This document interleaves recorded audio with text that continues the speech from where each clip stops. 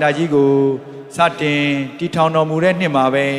ဆရာတော်ဘုရားကြီးဟာတက်တော်20ပြည့်တာမို့ဧကမဟာပဏိတအဘိဓဇမဟာရထဂုရုနဝမမြောက်ရွှေကျင်သာသနာပိုင်စံငင်းဆရာတော်ဘုရားကြီးကိုဥပိ္ပဇေပြုပြီးမြင့်မြတ်တဲ့ယဟန်ဘဝကိုရရှိတော်မူခဲ့ပါတယ်ဆရာတော်ဘုရားကြီးဟာတက်တော်23နှစ်သားအရွယ်မှာရန်ကုန်မြို့စေတီရင်ကနဘွဲ့ကိုရရှိခဲ့ပါတယ်24နှစ်သားအရွယ်မှာတော့ပရိယတ္တိလောကမှာခက်ခဲလာတဲ့မန္တလေးမြို့ကတက်ကြာတိဟဘိဝန္တဘွဲ့နဲ့သာသနာဒဇဓမ္မစရိယဝိနည်းပါဠိပါရဂုဘွဲ့တို့ကိုတစ်နှစ်ထဲမှာပဲရရှိတော်မူခဲ့တာဖြစ်ပါတယ်၎င်းနှစ်များမှာဆရာတော်ဘုရားကြီးဟာရန်ကုန်မြို့ကဘာအေးကုန်းမြေဇဗုဒီပကျောင်းတော်မှာတရင်တုံးတော်မူပြီးတိပိဋကပါဠိမြန်မာအဘိဓမ္မာကျမ်းပြုတာဝန်ကိုထမ်းရွက်တော်မူခဲ့ပါတယ်ထို့သောထမ်းရွက်တော်မူရင်းရန်ကုန်မြို့ချမ်းမြေ့သာဆရာတော်ဘုရားကြီးဗတ္တန္တဇနကဘိဝန္တထံမှာအင်္ဂလိပ်ဘာသာစာပေများကိုလေ့လာသင်ယူတော်မူခဲ့ပါတယ်ဓမ္မမိတ်ဆွေအပေါင်းတို့ခင်ဗျာဗမာခါချုပ်ဆရာတော်ဘုရားကြီးဟာတက်တော်32နှစ်တည်းကစပြီးကျမ်းစာပေါင်းများစွာကိုအင်္ဂလိပ်ဘာသာမြန်မာဘာသာများနဲ့ရေးသားပြုစုတော်မူခဲ့ပါတယ်1348ခုနှစ်မှာအိန္ဒိယနိုင်ငံအာသံပြည်နယ်နဲ့ဥတ္တရာပရာဒေ့ရှ်တို့မှာရှိတဲ့ယဟန်တော်များတာမဏေများလူပုဂ္ဂိုလ်များတို့ကိုမြန်မာစာနဲ့အဘိဓမ္မာစာပေများသင်ကြားပို့ချပေးခဲ့ပါတယ်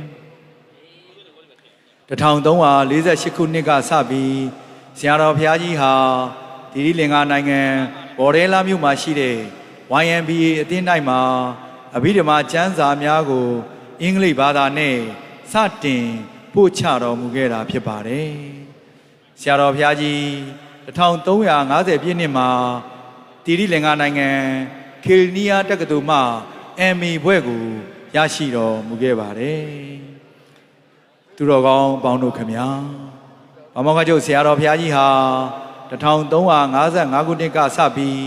အမေရိကန်ပြင်သစ်ဂျာမနီကိုရီးယားနဲ့ဂျပန်နိုင်ငံတွေမှာကြာရောက်တော်မူပြီးအဘိဓမ္မာတရားတော်များပြန့်ပွားရေးအတွက်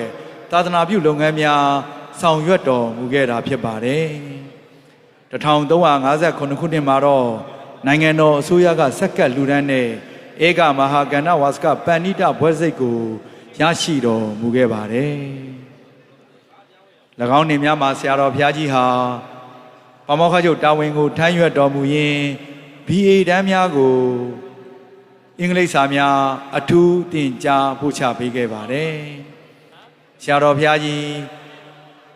1360ပြည့်နှစ်ကစပြီးရန်ကုန်မြို့အပြည်ပြည်ဆိုင်ရာထေရဝါဒဗုဒ္ဓသာသနာပြုတက္ကသိုလ်ရဲ့ဩဝါဒစရိယဟေ့ပေါမောင်းပေါင်းဖြစ်စတင်ဆောင်ရွက်တော်မူခဲ့တာဖြစ်ပါတယ်1361ခုနှစ်မှာနိုင်ငံတော်အစိုးရကစက္ကန့်လူဒန်းနဲ့ဧကမဟာပဏိတဘွဲ့စိတ်ကိုဆရာတော်ဘုရားကြီးမှလက်ခံတော်မူခဲ့ပါတယ်1364ခုနှစ်မှာအိန္ဒိယနိုင်ငံမဂရတက္ကသိုလ်မှ PhD ဒေါက်တာဘွဲ့ကိုရရှိတော်မူခဲ့တာဖြစ်ပါတယ်ခင်ဗျာဆရာတော်ဘုရားကြီးဟာ1368ခုနှစ်မှာရန်ကုန်မြို့အပြည်ပြည်ဆိုင်ရာထေရဝါဒဗုဒ္ဓသာသနာပြုတက္ကသိုလ်ရဲ့ပါမောက္ခချုပ်တာဝန်ကိုထမ်းရွက်တော်မူပါတယ်ယခုအခါဆရာတော်ဘုရားကြီးဟာမန္တလေးပြင်ဦးလွင်အတက်လန်းမိုင်းတိုင်း33မိုင်နှစ်ဖာလုံးမှာရှိတဲ့ဓမ္မဒါယသာသနာစင်တာကျောင်းတိုင်းနဲ့လေကူရန်ကုန်တိုင်းဒေသကြီးလေကူမြို့နယ်ငါးစုတောင်ဒေသရန်ကုန်မန္တလေးအမြန်လမ်းမကြီးမိုင်းတိုင်း9မိုင်6ဖာလုံးမှာရှိတဲ့ဓမ္မဝိနည်းစင်တာတို့မှာတရင်သုံးတော်မူပြီးပြည်တွင်းပြည်ပသင်တန်းသားများကိုဝိဓမ္မဆိုင်ရာကျမ်းစာများသင်ချပို့ချတော်မူလျက်ရှိပါတယ်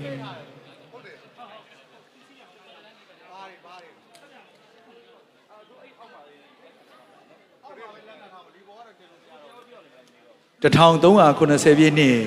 တဘိုးရွဲလာပြည့်နေ့တတရတ္တမအကျိန်ရွှေကျင်နိကာယဂိုင်းလုံးကျို့အစည်းအဝေးကြီးက ကျေးဇူးတော်ရှင်ပမောက္ခချုပ်ဆရာတော်ဘုရားကြီးဤနောင်တော်ကြီးဗဒ္ဒနာနာရဒအရှင်သူမြတ်အား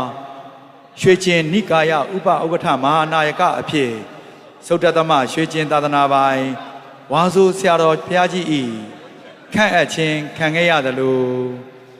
နောင်10နှစ်အကြာ1380ပြည့်နှစ်တဘူရဲလာပြည့်နေ့ဝိတတိမအကျိန်ရွှေကျင်နိကာယဂိုင်းလုံးကျွတ်အစည်းအဝေးကြီးကကျေးဇူးတော်ရှင်ပမောက္ခချုပ်ဆရာတော်ဘုရားကြီးအားရွှေကျင်နိကာယဥပဥက္ကဋ္ဌမဟာနာယကအဖြစ်ပဏ္ဏရတ္တမရွှေကျင်သာသနာပိုင်ဝိဇောဓာယုံဆရာတော်ဘုရားကြီးဤခန့်အပ်ခြင်းခံခဲ့ရပါတယ်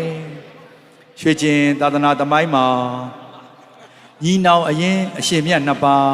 ဥပဥက္ကဋ္ဌမဟာနာယကအဖြစ်ဆရာတော်များအဖြစ်ထူးထူးခြားခြားထမ်းရွက်တော်မူခဲ့တဲ့ပထမဦးဆုံးအကြိမ်လည်းဖြစ်ပါတယ်1380ပြည့်နှစ်မှာပဲနိုင်ငံတော်အစိုးရကကျေးဇူးတော်ရှင်ပမောက္ခချုပ်ဆရာတော်ဘုရားကြီးအားဧကမဟာတတ္တမဇောတိကတဇဘွဲ့တစိတ်တော်ကိုဆက်ကပ်လှူဒန်းခဲ့ပါတယ်ဆက်လက်ပြီး1380ခုနှစ်မှာပြည်ထောင်စုသမ္မတမြန်မာနိုင်ငံတော်အမိန့်ကြေညာစာအမှတ်1/2020ဖြင့်ကျေးဇူးတော်ရှင်ပမောက္ခချုပ်ဆရာတော်ဘုရားကြီးအားအဘိဓဇမဟာရထကုရုဘွဲ့တစိတ်တော်ကိုလည်းဆက်ကပ်လှူဒန်းခဲ့ပြန်ပါတယ်ဓမ္မမိတ်ဆွေပေါင်းတို့ခင်ဗျာကျေးဇူးတော်ရှင်ဆရာတော်ဘုရားကြီးဟာအမေရိကန်နိုင်ငံပန်ဆယ်ဗေးနီးယားပြည်နယ်ဘက်သလေဟမ်မြို့မှာဆရာတော်ဘုရားကြီးဦးစီးတည်ထောင်ထားတဲ့သစ္စာနန္ဒဓမ္မစန္ဒာကျောင်းတိုက်တစ်ခုကိုလည်းဖွင့်လှစ်တည်ထောင်ထားပြီးဖြစ်ပါတယ်ယခုခါမှာဆရာတော်ဘုရားကြီးဟာပြင်ဦးလွင်မြို့နယ်အောင်ချမ်းသာရွာဓမ္မတာယသာသနာစင်တာမှာတရင်သုံးတော်မူပြီးကိုယ်စိတ်နှဖျားကျမ်းမာရှင်လန်းစွာဖြင့်ဓမ္မစာပေသင်တန်းများကိုပို့ချတင်ကြားပေးလျက်ရှိပါတယ်ဓမ္မမိတ်ဆွေပေါင်းသူတော်ကောင်းတို့စိတ်ဤချမ်းသာခြင်းကိုယ်ဤကျမ်းမာခြင်းနှင့်ပြည့်စုံတော်မူကြပါစေတက်ရှိကျမ်းမာစိတ်ချမ်းသာ၍လူရာဆန္ဒ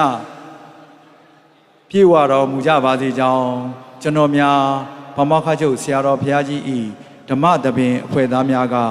မေတ္တာပို့အပ်ပါတယ်ခင်ဗျာ